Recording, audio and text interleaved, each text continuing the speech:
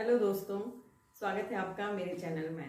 जैसा कि मैं अपने वीडियोस में आपको बताती हूँ कि हमारे रिचुअल्स में, हमारी पूजा में हम जो भी प्लांट्स का और जो भी प्लांट पार्ट्स का हम यूज़ करते हैं उसके पीछे क्या साइंस रहती है, उन दोनों बातों को कनेक्ट करके मैं आपके लिए वीडियो लेके आती हूँ। तो उसी कड़ी को आगे बढ़ाते हुए आज हम बात करने वाले हैं दुर्वा घास के बारे में।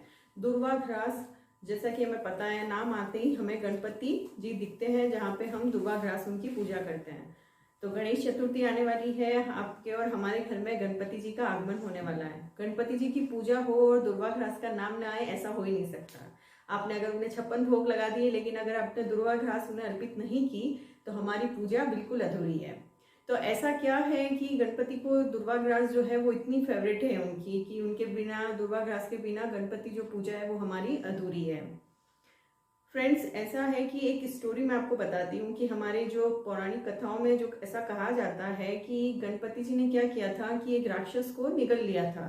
तो उसके बाद उनके पेट में कुछ हलचल होने लग गई थी। तब उन्हें दुर्वा घास का जो रस पिलाया गया था, तब से उनके पेट में जो वो जलन और जो अशांति थी वो शांत हुई। तब से ऐसा कहा जाता है कि दुर्वा घास जो होती है वो गणपति जी को हम पूजा में उनको चढ़ाते हैं, तो उससे वो खुश होते हैं। ये तो हुई एक हमारी स्टोरी। अब हम बात करते हैं इसके साइंस के रीजन, क्या इसके पीछे क्या साइंस रहती है। तो एक इंटरनेशनल जर्नल में ऐसा आया था, इंटरनेशनल रिसर्च के अकॉर्डिंग जो दुर्वा घास होती है उसके अंदर एंटी इन्फ्लेमेटरी, एंटी वायरल और एंटीसेप्टिक तीनों ही चीजें, जो कि हम कह सकते हैं, हमें पता है कि ये तीनों ही चीजें जब हमारे बॉडी के अंदर कोई भी फॉरेन बॉडी या कोई भी डिस्टर्बेंस क्रिएट होता है तो हम कह सकते हैं मोटे मोटे तौर पर यही तीन चीजें होती हैं जिससे हम जो भी डिस्टर्बेंस हुआ है वो ठीक हो जाता है। तो ये तीनों ही चीजें जो है वो दुर्वा घास के अंदर होती है। अगर हम उसके लहजे में बात करें कि आयुर्वेदा में कहते हैं कि जैसे कफ, वात, पित्त और कफ तीन दोष होते हैं और तीनों में जब डिस्टर्बेंस होता है तब हमारी बॉडी में डिस्टर्बेंस होना शुरू होता है। तो इन तीनों ही दोषों को ठीक करने के लिए भी जो कहते हैं ना कि मिरेकल जो है वो इसी दुर्वा घास के अंदर है, वो सारी मेडिसिनल प्रॉपर्टीज इसके अंदर है। तो अब हम बात करते हैं कि इसके अंदर क्या क्या, इसके अंदर कौन कौन से वो कंपोनेंट्स हैं। देखो, एक तो जो दुर्वा घास है वो विटामिन ए रिच होती है। विटामिन ए हमें पता है कि आंखों के लिए अच्छा होता है।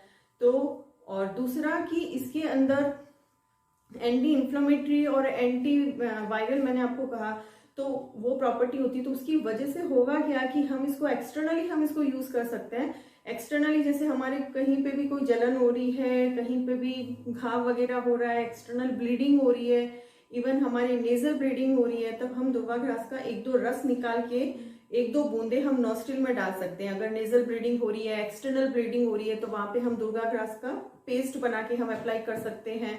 और हम इसको, अगर ये कहीं की फेस पे जैसे मार्क्स हो रहे हैं, पिंपल्स कहीं पे होता है ना, अंगुली लग गई, फूट गए, तो वो अजीब से जो निशान हो जाते हैं, तो वो सब भी ठीक करने की जो प्रॉपर्टी है वो दुर्वा घास के, आप इसको चाहे तो हम इसका रस बना सकते हैं, चाहे तो हम इसको मोटा मोटा उसको करके हम एक टिकिया जैसा बना के भी हम जहाँ पे ये जलन जैसी चीज हो रही है वहां पे हम इसको बांध सकते हैं। तो निश्चित रूप से हमें इसका फायदा मिलेगा। ये तो हुई हमारी इसकी एक्सटर्नल यूजेज। हम इसको इंटरनली कैसे यूज कर सकते हैं कि मैंने आपको कहा कि गणपति जी ने जब वो एक राक्षस को निगल लिया था तब उनको ये दिया, तब उनको अच्छा लगा। तो इससे हम कनेक्ट कर पा रहे हैं कि कुछ ऐसी प्रॉपर्टीज हैं इसके अंदर जो कि एसिडिटी टाइप जो भी प्रॉब्लम्स हो रही है हमारी बॉडी के अंदर, ठीक है ना, स्टोमक टाइप, स्टोमक से जो भी प्रॉब्लम्स हो रही है, एसिडिटी, जलन, पेट की, डायरिया, तो ये सब चीजें जो है उसको ओवरकम करने की जो प्रॉपर्टीज है वो भी किसके अंदर है, आपकी दुर्वा घास के अंदर है। तो इसका जो हम खाली पेट अगर हम इसका रस बना के अगर हम पिए, बहुत ज्यादा नहीं पीना है इसको, एक चम्मच अगर हमने इसको पिया तो टेस्ट में थोड़ा सा कड़वा होता है, तो हम इसको ठीक लगने के लिए हम इसमें चाहे तो अपने टेस्ट के लिए इसमें मिश्री डाल सकते हैं। अगर हम ये वाला जूस हम कुछ टाइम तक पीते हैं तो हमारे एसिडिटी की जो प्रॉब्लम है वो हट जाती है। तो अब आपको समझ आ गया होगा कि क्या रीजन है कि हम गणपति को जो है वो दुर्वा घास क्यों अर्पित करते हैं। अब ये सब हमें पता चल गया, लेकिन अब हमें क्या करना है। गणेश चतुर्थी आने वाली है, हम गणपति जी की पूजा भी करने वाले हैं, हम दुर्वा घास भी चढ़ाने वाले हैं। फिर ये जब घास चढ़ाने के बाद कुछ टाइम बाद जब हम वापस हटाएंगे भगवान जी के वहां से, तब हमें इसको फेंकना नहीं है, हम इसको सन ड्राई कर सकते हैं और इसका पाउडर बना के हम स्टोर करके रख सकते हैं और उसको हम यूज कर सकते हैं। सबसे बेस्ट है हम उसको as a face pack use कर सकते हैं। तो सबसे सस्ता हो गया, भगवान जी का प्रसाद भी हो गया और आपका फेस पैक भी रेडी हो गया। तो इस तरीके से हम सब मिलके उसको फेंकेंगे नहीं घास को, और हम उसको ऐसे करके स्टोर करके रखेंगे उसको यूज करने के लिए। जो ये घास, एक तो सबसे अच्छी बात ये ना कि हमें इंडिया में हम कहीं पे भी रह रहे हैं, पूरे ज्योग्राफिकल एरिया के अंदर हम इंडिया में कहीं पे भी रह रहे हैं, तो ये सबसे इजीली हमें अवेलेबल हो रही है। कभी आपने ऐसा नहीं देखा होगा कि आपने पैसे देके आपने ये घास खरीदी और फिर भगवान जी को चढ़ाई है। हमें चढ़ानी है तो जहां भी हम मंदिर में और कहीं पे भी खड़े हैं अपने घर में, वहीं से हमने तोड़ी और उसको चढ़ाई।